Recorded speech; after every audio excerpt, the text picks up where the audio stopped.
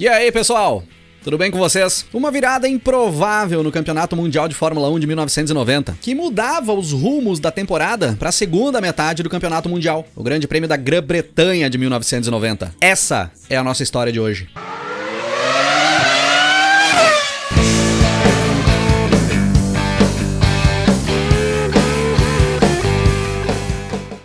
O Grande Prêmio da Grã-Bretanha de 1990 era a 8ª etapa do Campeonato Mundial, com data marcada para o dia 15 de julho, no circuito de Silverstone. Chegávamos ali exatamente na metade da temporada. Uma temporada onde nós tínhamos uma disputa entre o brasileiro Ayrton Senna, da McLaren, e o francês Alain Prost, da Ferrari, pelo título mundial. Era uma sequência daquela rivalidade ferrenha que tinha se criado no decorrer da temporada de 1989 e tinha chegado ao ápice ali no final de 1989, com os dois se enroscando na pista no Grande Prêmio do Japão, na decisão do título mundial da temporada e o encerramento definitivo de qualquer boa relação que um tinha com o outro. Chegando ali na metade da temporada de 1990, o Senna era o líder do campeonato mundial. O brasileiro tinha 35 pontos conquistados e ele vinha liderando desde o início da temporada. Só que o Prost começava a chegar. Ele estava somente a 3 pontos do brasileiro. O francês tinha 32 pontos conquistados. Tinha conseguido descontar bastante a diferença que o Senna tinha abrido para ele ali nas primeiras etapas, onde dava pinta de que o brasileiro iria abrir vantagem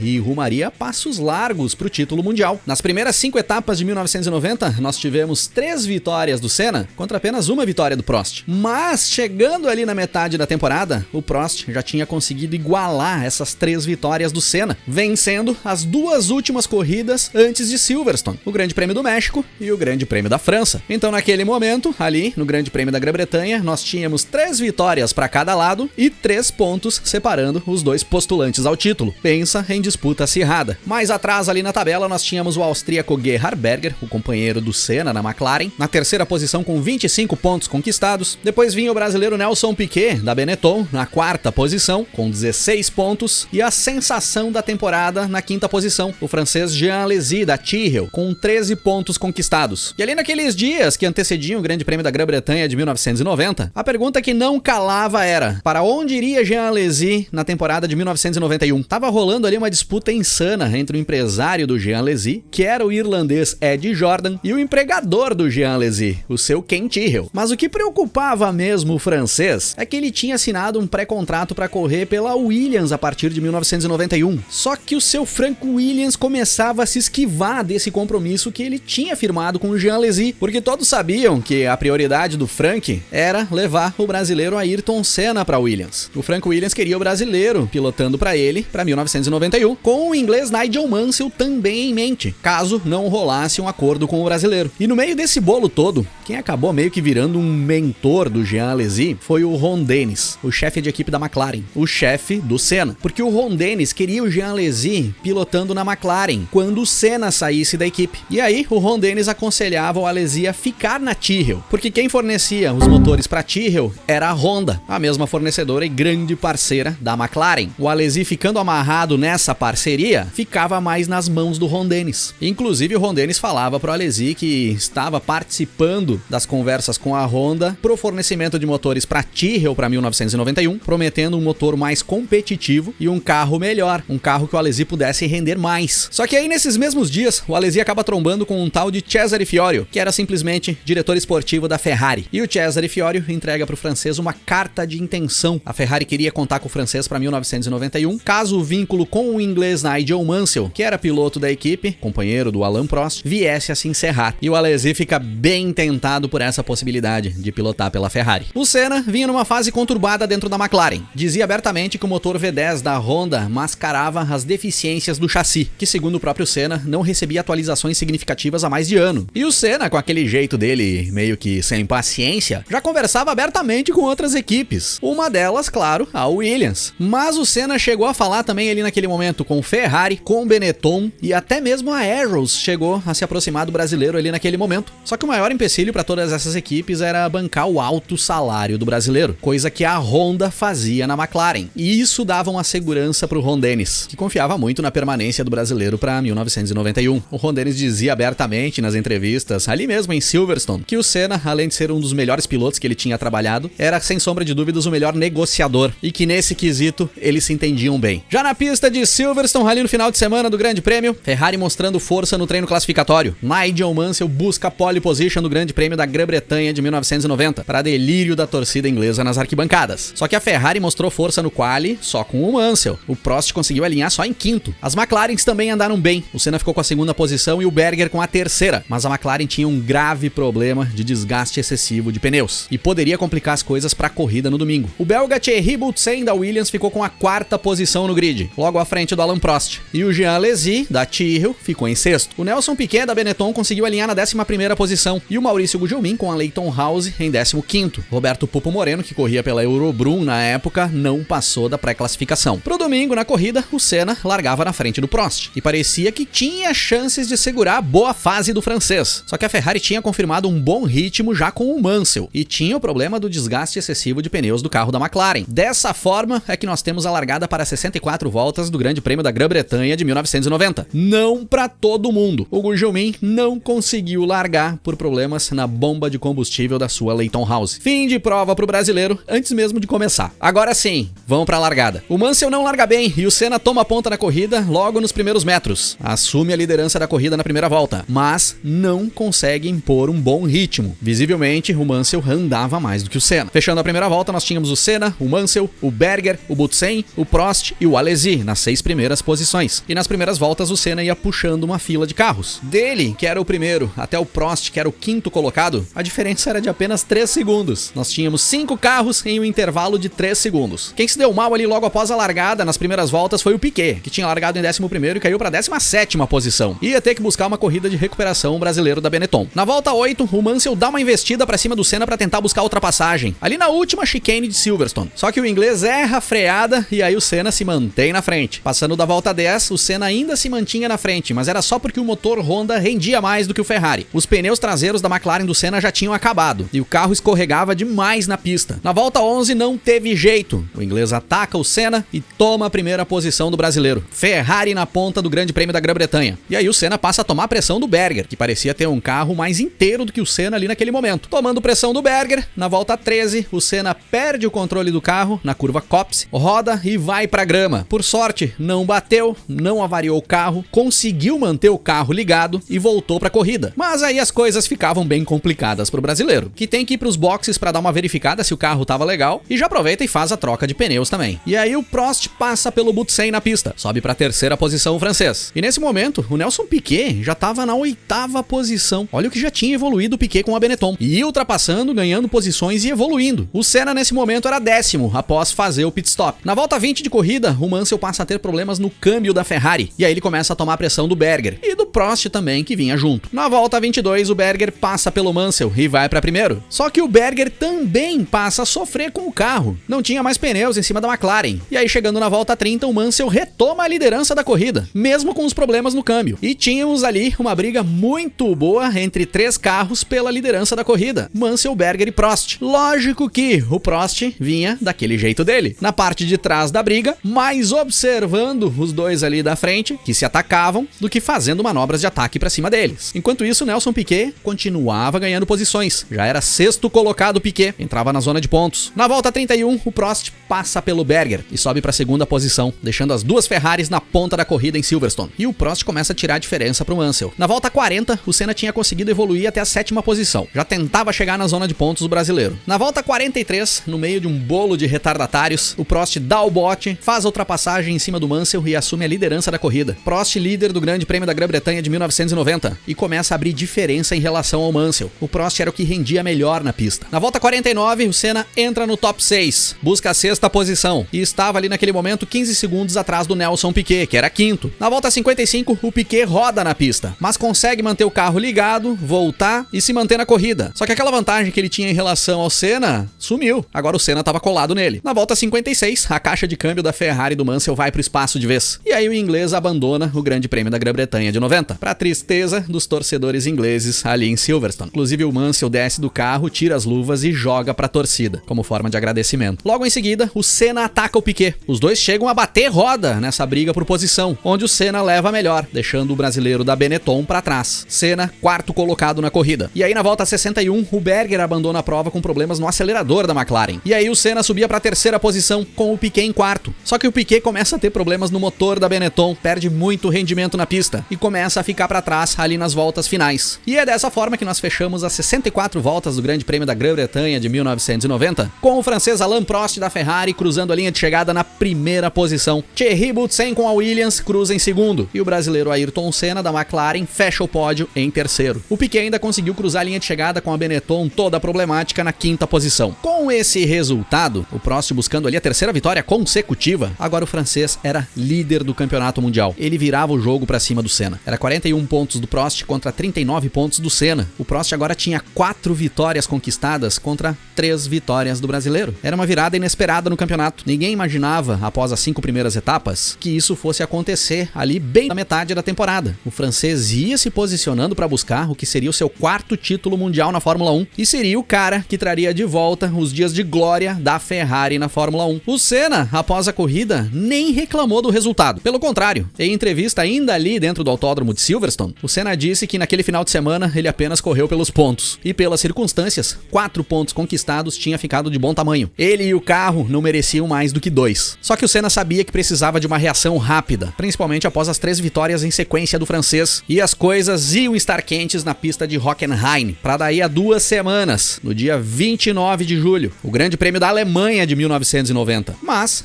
aí é assunto para outro episódio aqui do canal.